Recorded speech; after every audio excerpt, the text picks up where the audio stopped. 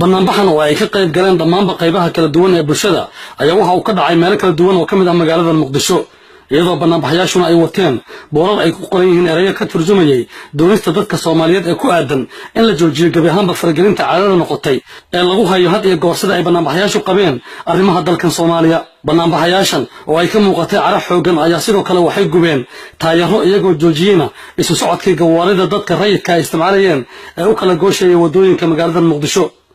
iyagoo xirayna wadooyinka soo gala xarunta madaxtooyada ee Villa Soomaaliya dadka banaanbaxayay oo ay sortaab ku sameeyay gawaarida isticmaalaysay wadooyinka soo gala xarunta madaxtooyada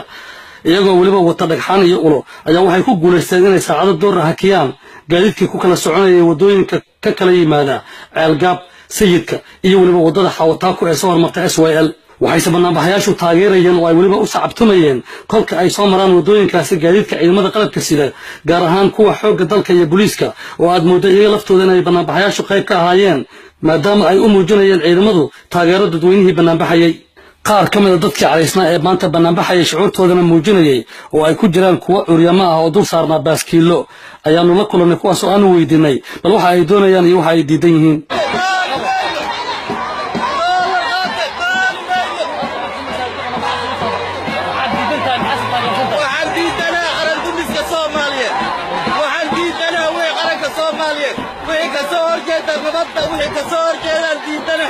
waxaan diidanahay maamulka dibadda lagu soo lacagta la siisay Soomaalida la kala gaday oo wax walba ee qaranka in lagu dumiyo la rabo ayaan diidanahay ma ogoli hadana dadweynaha Soomaaliyeed hadana dalka Soomaaliyeed hadana waxaan rabnaa nabad waxaan u dagaalamaynaa nabad Soomaaliyeed waxaan u dagaalamaynaa wax walba wixii Soomaali nabad ka dhaliyaa taageertanahay anagu ma taageersanin naftayda maalkayga ku weyn doora ku dhaawac haddana dhaawac ka soo bax banaanbixina badeena ku dhaawac haddana waan diyaar u ah in Soomaaliya nabad hesho in dadweynaha Soomaaliyeed nabad helo in caruurta iyo hooyooyinka wax walba kumaasa laga helo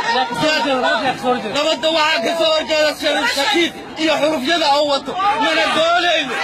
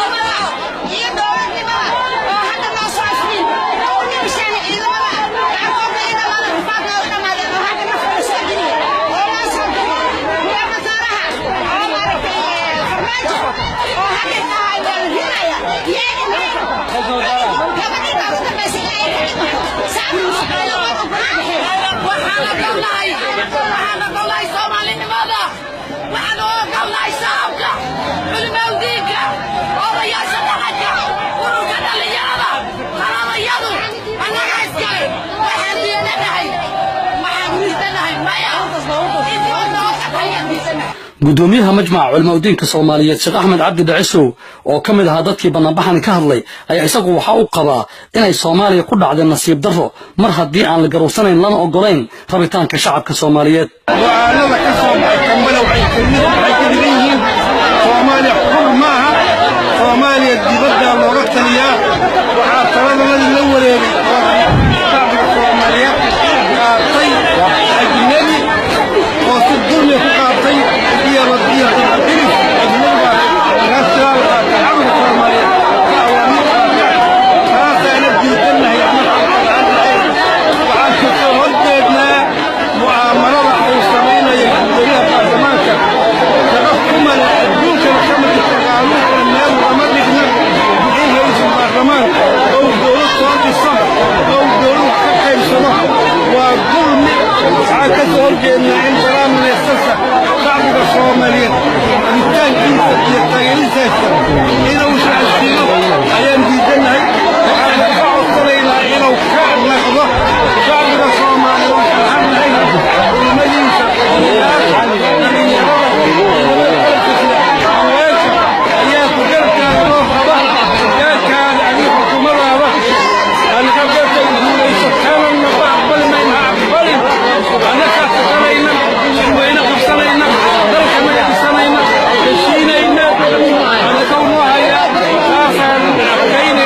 banaanbaxan oo si iskooda ay dadkii dhigayay isu soo abaabuleen ayaa yimid kadib markii ay soo ifbaxeen saaka warar sheegaya in laga yaabo inuu iscasilaad ku dhawaaqo ra'iisul wasaaraha dowladda Soomaaliya cadaadiskaas oo ku yimid faragelin ka timid wadamo la tuunsan yahay balse aan la carabaabin